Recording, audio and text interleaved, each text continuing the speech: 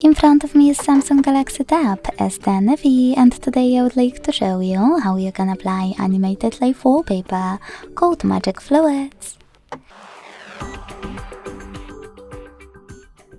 Begin by opening Play Store and downloading free app called Magic Fluids Light Fluid Theme from Mad Scientist. When it's ready, launch it. Mute the music by tapping at the bottom left corner and hit consent. Then use this gear at the top left corner to adjust all of those wallpaper settings however you want to.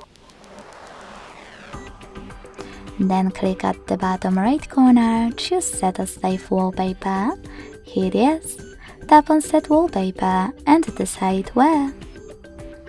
Thanks so much for watching. If you enjoyed this video, don't forget to leave a like, comment and subscribe. Bye!